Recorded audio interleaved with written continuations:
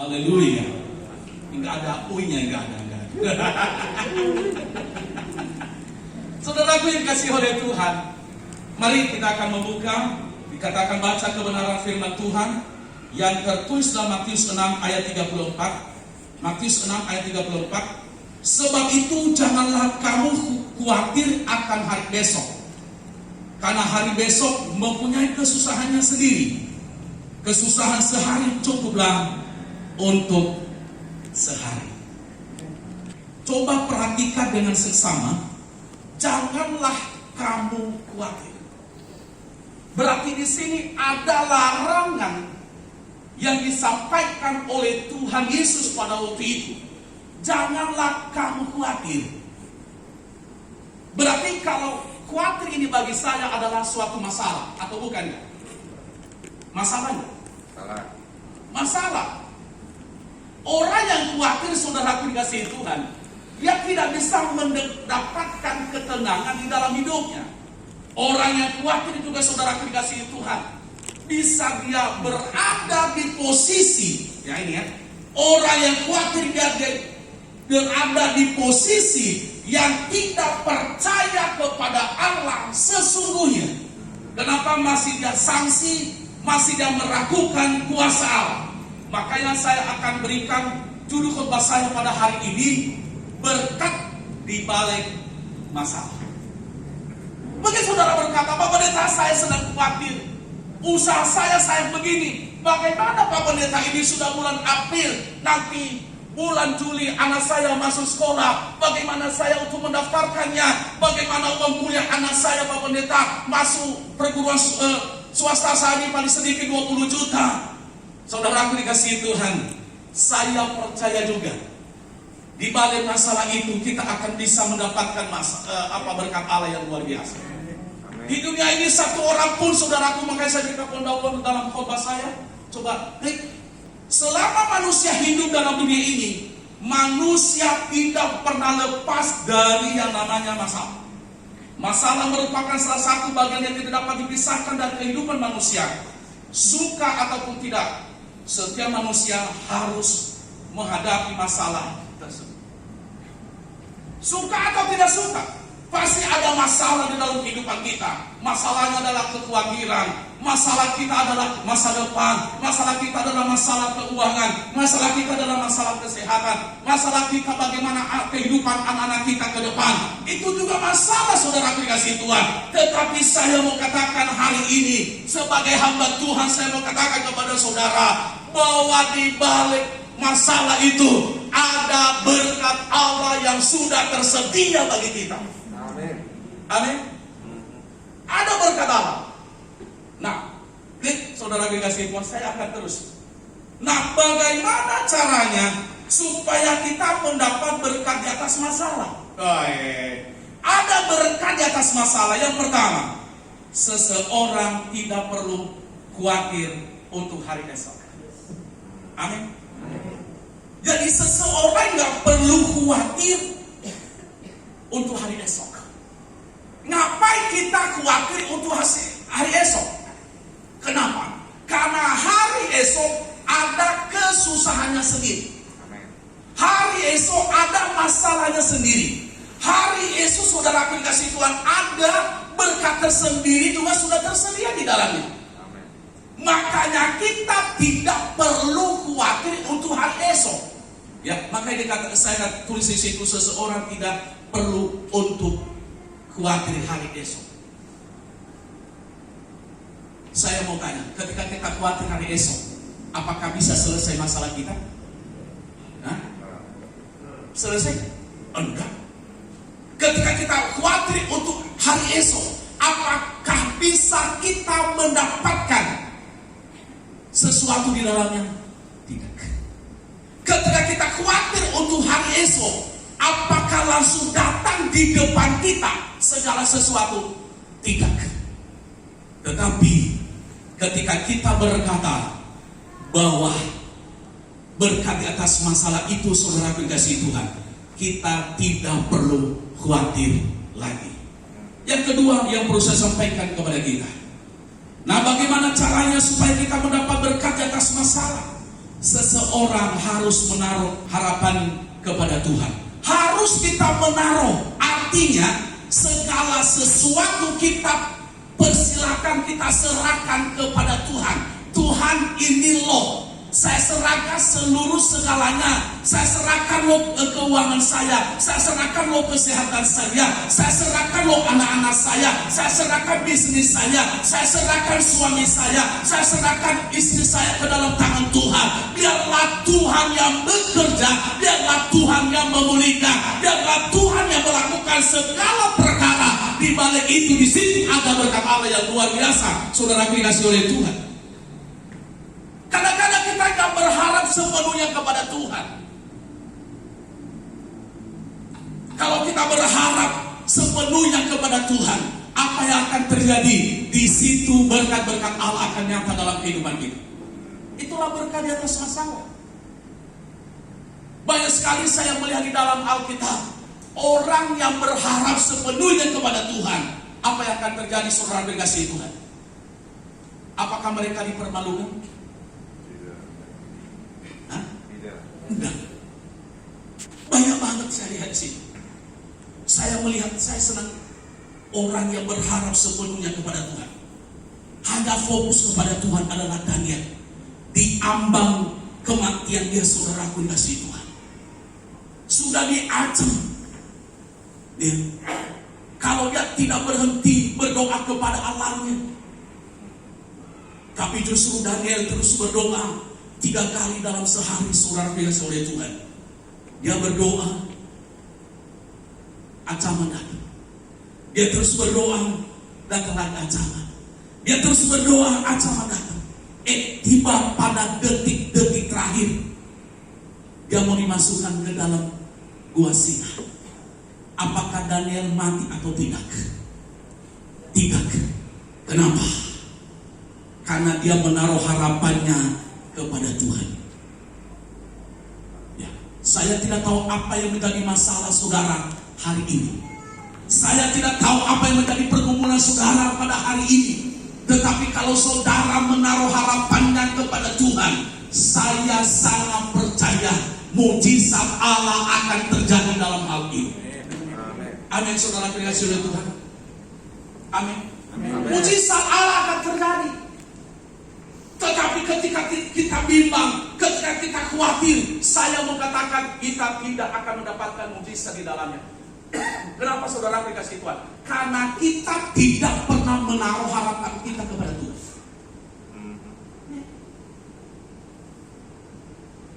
Kenapa?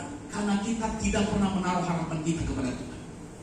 Dan orang yang menaruh harapannya kepada Tuhan, di situ dia akan bisa mendapatkan mujizat demi mujizat. Orang yang menaruh harapannya kepada Tuhan, di situ dia akan menikmati kelimpahan demi kelimpahan. Kenapa? Karena dia hanya berharap kepada Tuhan. Berarti orang yang berharap kepada Tuhan, pikirannya tidak pernah bercabang, saudara dikasih Tuhan, diarahkan hanya ke depan. Saya percaya juga kalau kita mengerjakan itu akan nyata di dalam kehidupan kita. Makanya apapun yang kita kerjakan, apapun yang kita lakukan, Tuhan akan memberkatinya, saudara dikasih Tuhan. Kenapa? Karena kita menaruh harapannya kepada Tuhan. Amin. Amin. Amin. Selama COVID sudah 1 tahun lebih. Ya ulang tahun bulan Maret kemarin. Ya, tapi saya tidak memperingatinya, saudara dikasih. Ya, saya tidak menyanyikan lagu panjang umur Anda. Hanya saya berdoa, Tuhan jangan sampai dia ulang tahun yang kedua. Kalau kedua, kasihan anak-anak Tuhan, maka seluruh umat manusia yang berada di seluruh dunia ini. Saudaraku yang dikasih oleh Tuhan, ketika terjadi COVID, memang minggu-minggu awalnya kami sekeluarga gak ada yang keluar dari rumah. Gak ada yang keluar dari rumah. Mulai minggu kedua, saudara dikasih Tuhan, kita terus ada kegiatan-kegiatan yang kita kerjakan. Tetapi dengan ketat protokol kesehatan. Kadang-kadang pakai 2 ini masker, saudara dikasih. Saya pakai 2. Kenapa juga kita harus ikuti apa yang ditetapkan oleh pemerintah. Amin. Ya dong, kita ikuti dong. Harus kita ikuti, saudara dikasih Tuhan. Kita lakukan cuci tangan, bawa hand sanitizer manapun pergi, dan nggak pernah megang apa di atas kepala kalau belum cuci tangan. Bahkan sebelum pakai hand sanitizer, kita ikuti semuanya. Puji Tuhan sampai detik ini Tuhan lindungi. Kenapa? Kita taruh harapan kita kepada Tuhan, dan kita ikuti juga protokol kesehatan yang sudah ditetapkan oleh pemerintah. Sampai hari ini itu perlindungan Tuhan. Ya karena kita juga hamba Tuhan, sudah divaksin 2 kali, saudara dikasih Tuhan. Bahkan ada orang yang berkata kepada saya, Pak Pendeta, kenapa melakukan itu? Saya bilang, saya percaya Tuhan pakai orang-orang pintar juga, saudara dikasih Tuhan. Dulu ada kita kecil kan pakai apa itu? Yang cacar ya? Yaudah Tuhan Yesus. Waduh, di sini sama saya besar banget tuh. Sampai keluar daging. Kenapa dulu kan apa itu? Besar ya? Waduh. Enggak apa-apa. Disuntik 2 kali, asli juga saudara dikasih Tuhan. Pas yang suntik hari itu juga jemaah langsung dokter. Pas dia tugas sisip. Nah, aneh. Makanya kalau kita menaruh harapannya, buktinya saudara dikasih Tuhan. Saudara ada di tempat ini bersama dengan saya. Kenapa? Karena kita menaruh harapan kita kepada Tuhan. Itu berkati balik masalah saudara dikasih Tuhan. Yang ketiga yang perlu saya sampaikan kepada kita. Yang ketiga, boleh diklik. Nah, bagaimana caranya supaya kita mendapat berkat di atas masalah saudara dikasih Tuhan? Yang ketiga adalah seseorang harus memiliki pikiran yang positif. Jangan pernah pikirkan masalahmu itu bahwa membawamu lebih jatuh lagi. Jangan pikirkan keuanganmu itu bahwa membawamu akan miskin. Jangan pikirkan pekerjaanmu itu karena saudaraku gajimu bahkan sudah ada isu-isu mau di PHK, membawamu jatuh tidak mempunyai apa-apa. Ngerti mau saya dalam hal ini ya? Jangan pikirkan kesehatanmu itu saudaraku membawamu pada hal-hal yang membuat engkau jauh dari Tuhan. Mungkin kenapa ya ini? Pagi ini belum sarapan kan? Hah? Dengerin Pak. Hah? Dengerin. Oh, iya. Jangan pikirkan secara negatif saudara dikasih Tuhan. Amin. Jangan pikirkan secara negatif apa yang sedang terjadi di sekitar kita. Ya. Kenapa? Kenapa saudara dikasih Tuhan? Kalau sakit apapun, jangan pikirkan secara negatif hal itu. Makanya kata firman Tuhan, hati yang gembira adalah obat yang manjur. Tetapi semangat yang patah, ketika saudara memiliki pikiran yang positif, ketika saudara memiliki semangat, di situ Tuhan akan nyatakan kuasanya. Saya akan berikan contoh wanita yang mengalami pendarahan. Berapa tahun? 12 tahun. Saya mau tanya, dia habis segala-galanya enggak? Dia pergi ke dukun, dia pergi ke sana sini, orang-orang pintar, habis segala-galanya kekayaannya. Tetapi karena dia tahu, dia berkata, nggak ada harapan saya kepada orang-orang sesama dengan saya. Nggak ada harapan saya kepada para dukun, kepada orang pintar. Tetapi ditaruh harapannya, dia berpikir positif. Dia datanglah dengan sisa-sisa tenaganya, dengan sisa-sisa kekuatannya diberikan oleh Tuhan kepadanya. Apa yang terjadi? Bahkan dia dihambat oleh orang yang di sekitarnya. Namanya orang yang mengalami pendarahan 12 tahun. Tidak secanggih sekarang saudaraku peralatan. 12 tahun di mana-mana. Mungkin orang berkata, ngapain kamu dekat-dekat, udah bau darah. Tetapi wanita itu memiliki pikiran yang positif. Saya pasti akan sembuh kalau saya jamah jubah Yesus. Dan benar saudaraku, dengan sisa-sisa tenaga itu, dia berpikiran positif. Dia berkata, saya pasti akan menjamah jubah Yesus. Dan benar ketika menjamah, apa yang akan terjadi?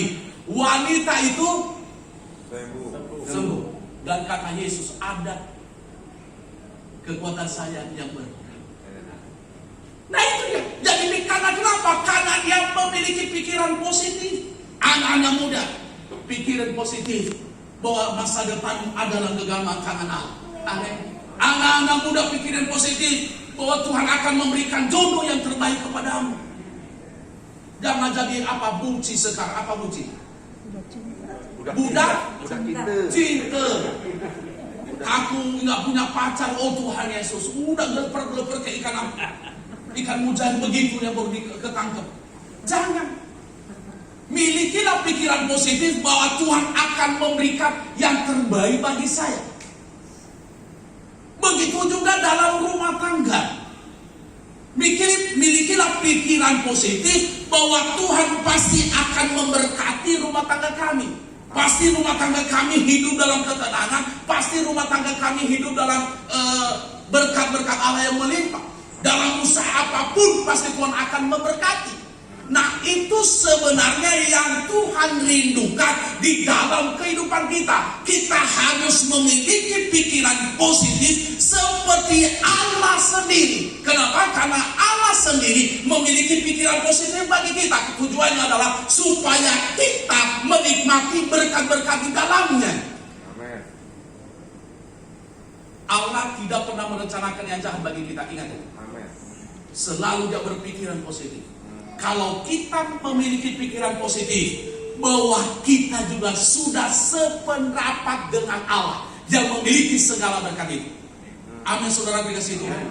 Dimanapun saudara pergi, dimanapun saudara berada, nyatakan kuasa Allah itu bahwa saya memiliki pikiran positif. Dan orang yang memiliki pikiran positif, dia juga harus ikut dalam aturan-aturan yang ada. Gimana caranya? Loh iya, kita memiliki pikiran positif, tapi kita juga ikuti aturan-aturan yang ada. Kaget ya? Aturan-aturan yang, ya dimanapun kita berada, kita mengerjakan, tapi kita juga ikuti aturan itu. Jangan nanti saudara saya bilang, oh saya pikiran positif, saya pergi ke kantor jam 8. Oh enggak apa-apa. Gua datang jam 10, nanti gua gak dipecat. Salah lu. Lu gak ikuti aturan. Datang sebagai pengerja juga. Karena ada pertemuan setiap hari Sabtu ya, benar gak? Datang gak? Datang gak? Benar? Iya. Coba. Oh gak apa-apa, gue gak ikut latihan juga. Nanti juga Pak Jim sudah akan saya jadi single, saya di WN juga. Dia banyak yang gak ikut latihan. Jangan harap pikiran positif itu pikiran setan itu. Nanti gue jadi asal. Gue gak perlu ikut pertemuan setiap hari Sabtu. Loh, saudara, orang yang berpikiran positif justru dia orang yang paling taat masalah aturan. Amin. Aminnya sedikit. Kok pada KEI datang pagi-pagi, singgung-singgung ini, udah lama. Kalau begitu jangan lagi datang Pak ini di sini ya. Baru datang minggu lalu, datang lagi hari ini. Besok datang lagi. Besok datang lagi. Loh, dia saudara guys. Orang yang memberi pikiran positif paling taat dalam aturan. Amin. Masih lemas. Loh, iya loh saudara guys. Benar saudara dikasih. Jangan pikir orang-orang yang berhasil hari ini. Saya senang sekali baca biografi orang-orang yang berhasil. Orang-orang yang berhasil hari ini, konglomerat yang berada di seluruh dunia, saya baca biografi. Apa yang terjadi? Karena mereka selalu taat. Bahkan anak Tuhan yang berhasil akhir ini, yang mereka berkata, kami selalu taat Pak Pendeta. Kadang-kadang kami bangun jam 4 pagi, udah berlutut dengan suami dan istri, anak-anak. Udah baca firman Tuhan, bahkan masuk ke kantor juga Pak Pendeta. Kami terus berdoa, ya, karena tidak terima kamu jam 10. Dia berdoa dulu, dia sujud. Nah kenapa? Karena dia memiliki pikiran positif, dia selalu taat saudara kasih Tuhan. Jangan pikir kalau berpikir positif nanti gak apa-apa, gua datang ke gereja terlambat. Makanya Orang yang berpikiran positif, dia selalu menikmati hadirat Tuhan, saudara dikasih Tuhan. Amin. Ya. Saya taruh di YouTube saya hari Jumat kemarin ini, bukan YouTuber kita ya, tapi saya belajar, saudara dikasih Tuhan. Walaupun tidak banyak ya lagi, nggak apa-apa. Nggak apa-apa, satu orang diberkati ya. Satu orang yang diberkati, tapi malaikat sorga bersorak-sorak. Daripada 1000 orang lain nggak menjadi berkat. Betul. Ya, banyak yang WA ke saya, aduh Pak Pendeta, terima kasih, saya diingatkan kembali supaya saya harus tetap ada dalam hadirat Tuhan kalau ibadah. Karena banyak kan kalau lama khotbah kan pendeta kan, apalagi lah WL lama apa kan yang mimpi pujian udah keras terus lama banget itu WL. Kenapa sih WL itu jangan tangga juga itu ya. Ini sampai kembali pakai baratol bang geser itu WL. Lu aja yang digeser daripada dia. Ya. Nanti pendeta itu jangan lagi ya. Kenapa kalau datang pendeta itu dulu selalu keras khotbahnya baru pakai balak lem ke baratol lu jangan diundang lagi ke pendeta itu. Kenapa? Justru dia orangnya yang bermasalah. Kenapa? Karena dia tidak pernah merasakan hadirat Tuhan. Kenapa? Karena kalau dia beribadah, hanya dia kepengen mendapatkan berkat, tetapi dia tidak pernah merasakan bagaimana bisa menikmati berkat itu kepada siapa yang memberinya, saudara dikasih oleh Tuhan. Itu sebenarnya kita. Itu sebenarnya kehidupan kita. Harus kita lebih dekat kepada si pemberi berkat itu. Amin. Amin. Makanya milikilah pikiran positif. Amin. Makanya berkat di balik masalah itu yaitu kita berpikir positif. Amin. Amin. Orang yang memiliki pikiran positif, dia juga senang melakukan firman Tuhan. Amin. Amin. Tetapi saya percaya hari ini adalah orang-orang yang berpikir positif, yaitu yang taat melakukan firman Tuhan, yang menikmati hadirat Tuhan, bahkan juga yang taat untuk mengembalikan milik Tuhan. Yang terakhir, saudara dikasih Tuhan, bagaimana caranya supaya kita mendapat berkat di atas masalah? Seseorang harus mengutamakan Tuhan. Artinya mengutamakan Tuhan di sini adalah selalu Tuhan yang utama di dalam kehidupannya. Ketika dia ada pergumulan, dia utamakan Tuhan. Ketika dia memulai segala sesuatu, dia utamakan Tuhan. Kalau anak muda mencari jodoh, dia tanya Tuhan dulu, saudaraku, dia berdoa kepada Tuhan. Kalau perlu dia di dalam doa dan puasa, Tuhan, apakah wanita ini yang terbaik bagi saya? Dia memulai juga pekerjaan, saudaraku, atau buka toko baru. Tuhan, apakah Tuhan berkenan enggak saya membuka toko di sini? Jangan nanti baru gagal, baru tanya Tuhan, baru datang ke gereja, tolong Pak Gembala, Ibu Gembala doakan kami dong. Loh, dulu waktu buka toko nggak pernah ngomong sama Pak Gembala, Ibu Gembala. Sama teman aja nggak pernah ngomong, baru sudah nggak laku sama sekali. Katanya udah mau modal pun nggak kembali, baru datang kepada Tuhan. Itu salah kaprah. Bagaimana kita bisa mendapatkan berkat di atas masalah kalau begitu? Seseorang harus bisa mengutamakan Tuhan. Utamakan Tuhan berarti orang yang mengutamakan Tuhan itu, dia posisikan Allah di dalam kehidupannya adalah sebagai pengendali. Ya, amin. Amin. Dia posisikan Allah adalah sebagai pengendali kehidupannya. Dia tidak berani melakukan segala sesuatu. Bahkan dia tidak berani bangun pun tanpa berseru kepada Tuhan. Dia juga tidak berani tidur tanpa berseru kepada Tuhan. Dia berada di tengah-tengah apapun, dia tidak berani melakukan sesuatu tanpa mengutamakan Tuhan. Itu dia, saudara pribadi Tuhan.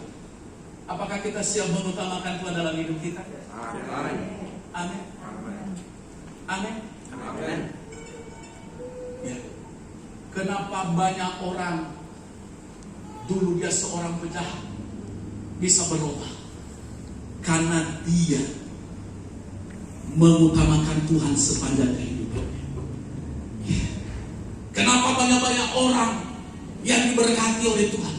Karena dia mengutamakan Tuhan di dalam kehidupannya. Amin.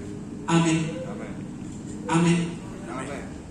Contohnya, saudara dikasih Tuhan, mau forward kemanapun kegiatan kita setiap saat di medsos supaya banyak orang diberkati Tuhan. Ini saya forward ayat Alkitab ini supaya banyak orang diberkati. Saya forward ini saudara kasih Tuhan supaya banyak orang dikuatkan. Mungkin ada kata-kata positif di dalamnya. Ketika itu banyak orang yang diberkati. Makanya jangan pernah kita khawatir untuk hari esok saudara kasih Tuhan. Mari kita utamakan Tuhan. Dan saya berikan contoh orang yang mengutamakan Tuhan dalam kehidupannya. Salah satunya adalah Ayub di dalam Alkitab. Ayub orang hebat kan? Orang hebat. Orang kaya kan? Orang kaya. Punya segala-galanya, punya saudara kasih Tuhan. Berapa ribu tahun yang lalu di dalam ditulis dalam Alkitab. Dia memiliki lembu sapi, kambing domba saudara kasih Tuhan. Apa yang terjadi? Dia diuji oleh Tuhan. Dia diuji oleh Tuhan. Ketika dia diuji oleh Tuhan, habis segala-galanya, satu pun tidak ada tinggal.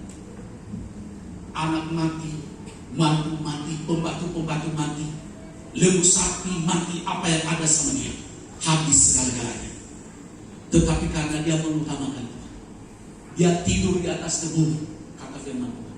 Istrinya berkata, Ayub, apakah engkau tidak meninggalkan Tuhan Allah sehingga kau tidur di atasnya? Dia berkata begini, Tuhan yang memberi, Tuhan yang mengambil, terpujilah nama Tuhan. Saya mau tanya, jatuh miskinkah Ayub ketika dia berkata Tuhan, dia mengutamakan Tuhan? Saya mau tanya, jatuh miskin? Jatuh miskin ya? Ditambahkan 2 kali lipat. Kenapa? Kalau dia mengutamakan Tuhan.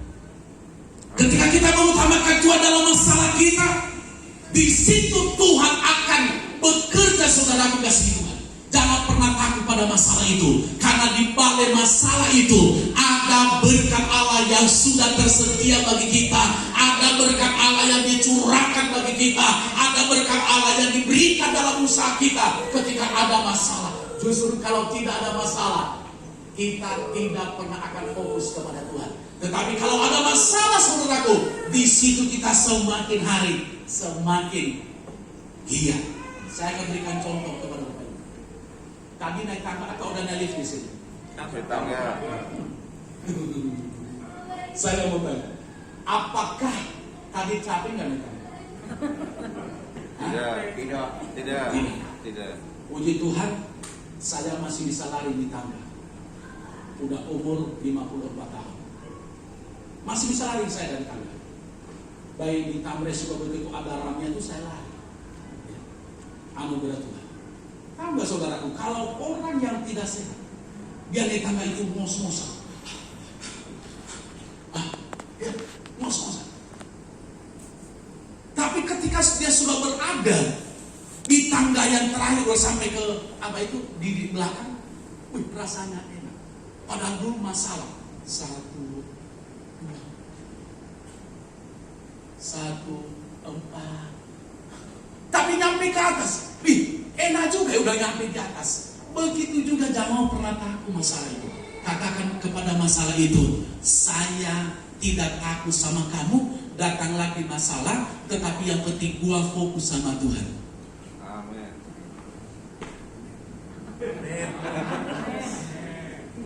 Gua doain supaya tidak ada masalah semuanya.